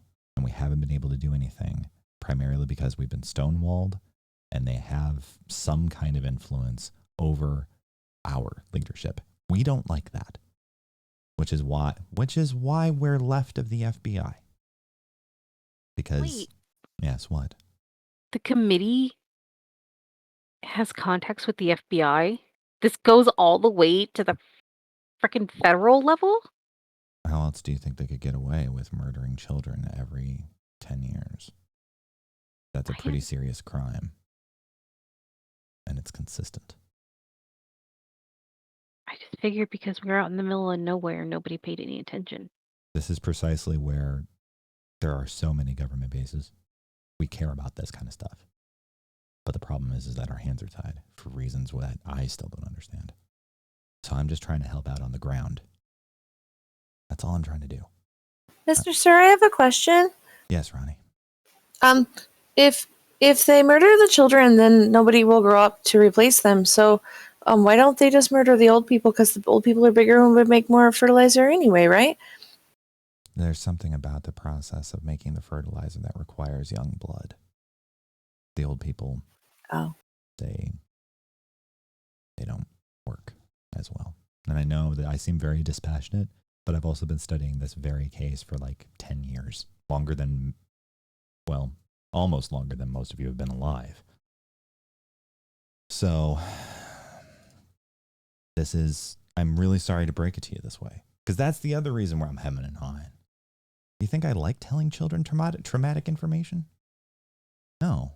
I want you all to have a normal childhood where you go and you worry about boys and girls and dates and arcade games and exercises and grades. I don't want this for you either. I care a lot. And I want you to be okay, despite what the display from Ellie seems to indicate. Well, I mean, Ellie seems to have a really good beat on what's going on around here. Yeah. So I think it's understandable that she's really upset. Yeah. Because, I mean, more than anybody else, I think she knows what's happening. And I don't know how, but she seems to always be around and she seems to notice things. As far as we can tell, she's not a threat. You Well, can. I didn't think she was a threat. I think she's got a reason to be angry. Yeah. So. Plus, we just saw a guy get his heart yanked out real Indiana style, and that's kind of traumatizing. Yeah, that was super gross. Yeah. Like, that would be super gross. I'm really sorry you all had to see that. And you hear engines in the back, and you see Suburbans suddenly arrive. Oh, okay, we're there. so Jonathan, real quick before these guys Yeah, hustle you away from us, yeah. who was the guy in the tuxedo? The dude who just pulled the Kalima I think on the vice principal? he's called a logic ghost, isn't he? But I don't know his identity. he didn't look like one of the regular ones. They're all different. They all look different. Sometimes, Dorothea, they look like and act like normal people. So how are we supposed to know? That is something we're also trying to figure out. But usually ripping a heart out is a dead giveaway. Yeah, I don't want to wait until somebody's got their hand in my chest to figure out that they're one of these things. Oh, thank God it's Sam. Sam, hey, how's it going? Yeah, no, these are the contacts. Do not touch them. Okay? Yeah, don't touch me. That's right. Thanks. Okay? My mom said strangers are not allowed to touch my body without my permission, and I do not give you permission. That's stranger danger. No, sir. Mm-hmm. So, yeah, no, it's a mess in there. Be careful. Don't wake it up. Okay? Otherwise, we're going to have to send in yeah. That's right, Sam. Mm-hmm. Okay. Can I get some crutches? I cannot live in an office chair. All right. Thank you. Oh. He gets crutches, and a man, blonde, sort of busybody with tiny little round glasses comes over. Hi, my name's Sam, and I'm very sorry for your loss. I also am very sorry for the It wasn't inconvenience. any loss. Okay. So I'm here to offer you free transportation and one coupon. I think this is local. Nope, that's Tucson. Nope, El Paso. Nope, Denver. Here we go, Briar's right. Coupons for all of you for what that are good for one personal pan pizza from Pizza Hut and one ice cream. There you go. Okay. Go ahead and talk to that agent right over there. Thanks. I'm no longer traumatized. Oh, did it work? No, not really. But can I get another coupon? Yeah. Like I think watching somebody get their heart yanked out of their chest in front of us is definitely a 2 personal pan pizza thing. Yeah, it's definitely a 2 coupon ordeal. Yeah. Do you know if Pizza Hut will honor this coupon if I'm still doing the summer reading program? Oh, the Book It program.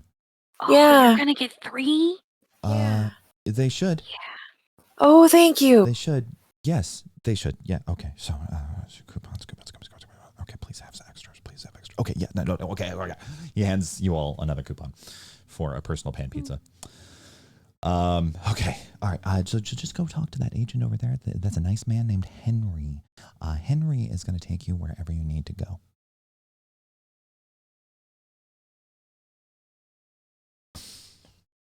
So what do you do? You guys I'll want say to we're having a pizza party.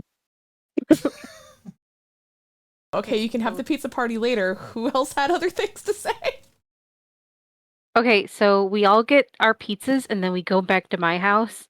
And my mom just hooked up got cable, and there's like a whole channel just for kids.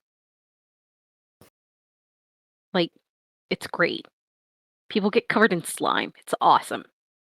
We can eat pizza there and like just hang out. And my mom can be trusted. I know she's not one of the things.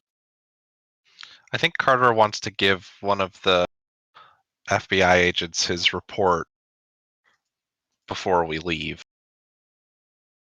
Just very, very self-seriously, like I've detailed some information in my report, sirs, and I wanted you to have it before we get carted off. The FBI agent is sort of there. Huh. Wow. You know what? This is really well written. Yeah, people keep telling me that today. How old are you? 13. 13. You know, son, there might be a future for you. Over at Quantico. Do you think that you would want to serve your country? I would like to just survive the next 5 years if I could first. That's a reasonable thing. And you know what? We're going to go ahead and file this report. You've been very helpful. And so he goes ahead and he files it. And puts it in a briefcase and thanks you for your time. He kind of, as he turns away, he kind of like smiles to himself, really, like big goofy grin, but make sure that nobody else can see it. Excellent. Great job. Okay, so we're gonna go ahead and fast forward here. And we, from what you could tell, because this is a lot to sort of process, you start putting together the dots that there are certain consistent things that are happening. There's rumors of people disappearing from all over town. And we can sort of pick it up from there. Or do you want to? We ended up starting much later than we had intended to. Okay. And I at this point, I'm not sure I can run the thing I wanted to run without us going over by at least an hour. That's true. So what do you guys think? I don't know how folks feel about that. Yeah, how do you feel about that? I'm good. We're gonna have to eat dinner, unfortunately, in the near-ish future. Okay. But depending on how much interaction you want from me, I can always just listen because my headphone's wireless and work on the food part while we're ongoing. So. Okay. I think Ange, are you going to be able to make next session? Yep. Yes. Okay. I think in that case, we will go ahead and chalk this up to sort of life stuff. With us having had to start late and some certain aspects of the session being a little clunkier on my end than I had hoped. And we'll go ahead and plan to run for instead of 2.5, would it be all right if we ran next session a solid 3 hours and we can do like a 2-for-1 kind of thing? Does that work for folks? Would that work? I think so, yeah. Okay. That'd be good for Also, me. Yeah. Awesome. real quick. Sure. Yeah. It wasn't clunky. I I appreciate don't think that. anything You I don't Yeah. think did anything was clunky. you did an excellent job. Yeah. Mhm. Like Okay. this round was really good. I appreciate that. I want to make sure I'm being respectful of everybody's time, and I know that like we're already we are 5 minutes away One of from us the was 2 hour mark. disrespectful. No, you had life stuff that is important and that matters. Just with this being like sort of geared towards some of the background stuff with Eddie's family, I wanted to make sure that like specifically you were here for it because it is stuff that is going to have like impact and And stuff on you. I do appreciate that. Yeah. And also seconding them, like, even if you notice some things maybe not going the way you wanted them to, we didn't notice anything on our end. It went really well. Okay. Well, I am glad to hear that. In that case, I'm going to go ahead and say there wasn't really any sort of trouble or anything that was caused this session because Because there was an FBI cleanup team. yeah, so everything got sort of cleaned up. But Left I of will the FBI. right. But I will say, how about we pick up? We'll do a little bit of time leapfrogging because the Thursday group is still progressing at the sort of same rate, but we'll pick up the next session from probably either. We'll pick up the next session sort of at the end of the school day, so that you guys still have the full weekend to do the things. Yeah, that makes sense. Does that work for folks? Cool. Yeah. Also, before I forget, sorry, the guys who were in Eddie's house last week, whatever last time was, Yeah. were any of those guys the same guys that was in this, like the Thai guys that were here this time? I think the orange guy. The orange guy. Yeah. Okay. I was just trying to see if I remembered him or if I recognized him. Yep, you're right. You recognize the orange tie. Definitely. Mhm. Yeah, and Bad guy. Yeah. I'm Guys not are sure. untrustworthy. I'm not sure who watched this session, but Ellie actually directly threatened the green tie guy in one of the Thursday group sessions, which is why he was quite so emphatic about making sure she was sorted. Yeah. Mhm. Karita. I just wanted to say, for the record, when Ronnie looted the vice principal's pockets, Yeah. the only thing that I kept on my person was that scorpion Okay. medallion. Okay. Everything else has been passed around to the other members of the group, so y'all can divvy that up however you'd like. Awesome. I'm gonna go ahead Grab and the say keys. he was carrying about $30. Yeah. Yeah. So Thea Ronnie, still- you get Thea first dibs passes on on- that if you want. Thea passes on the money because she still has the money that she swiped from the factory from all those wallets and purses. I'll keep that for the snack fund. So you also notice stuffed inside the abandoned boxcar, because this is, again, we're gonna fast forward. I will give you one scene in Pizza Hut. Y'all get your personal pan pizzas. You talk to your parents, and you know. Well, actually, no, you don't even bother talking to your parents. You just go to Pizza Hut. They're at Yeah. leadership camp. They're at leadership camp. Yeah. Well, they're at leadership camp. Ellie's at the hideout steaming at Jonathan. And basically, you all just have a moment. It's a brief moment, but it's a moment where you just get to be kids. For some reason, something about the sound in Pizza Hut, something about the smell of personal pan pizza,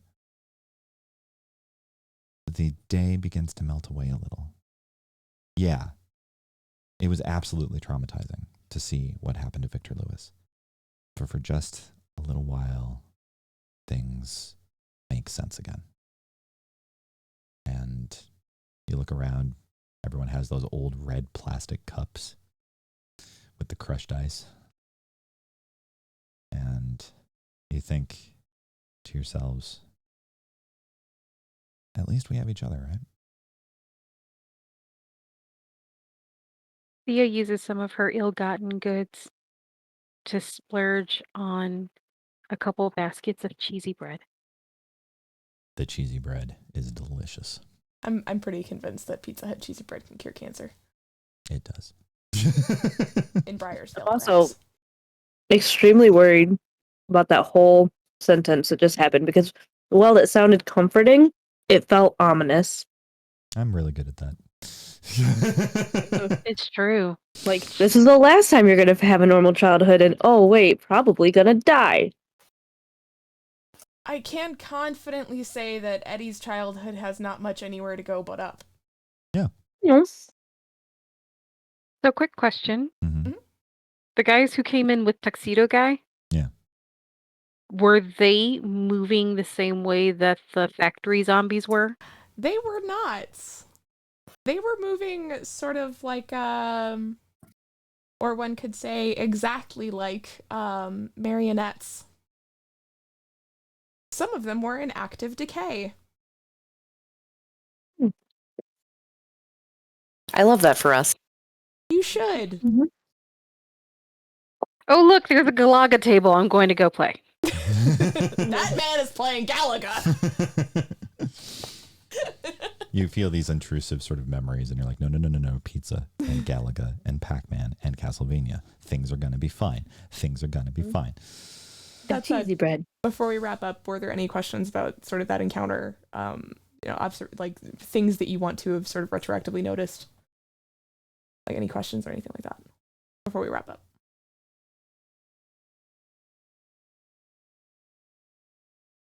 No, I'm good. All right. Good too. All right. Thank you, everyone. Thank you, Karita. Thank you, Tori. Thank you, Ange. Thank you, Pat. And thank you, Chungus. I hope you all had fun. We look forward to really diving into some fascinating territory, especially next week. And as I said in the chat, the unredacted sourcebook is now in Tigu announcements. So you all have access to that. So to definitely take a look because you will find a lot of details in there now. I will also be posting, once I finish creating them, the dossier documents from both the Thursday and this game. So it'll be a large PDF that'll be called the Briarsvale Files, and it's a whole ass supplementary document lore thing. The B files? Yes, the B files instead of the X files. Yeah. Jonathan, The jokes don't get better. guys. Look. They also have B files in X files. That's true. They do. I am solidly Tim Stoker. Thank you very much. Actually, no, it's just the X Files theme, but it's bees. If I don't get blown up in a wax museum, I will have words for all of you.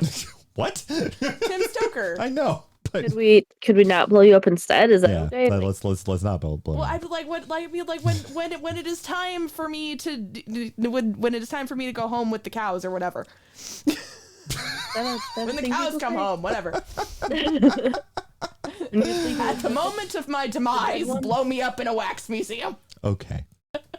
There we go. It'll be fine. All right.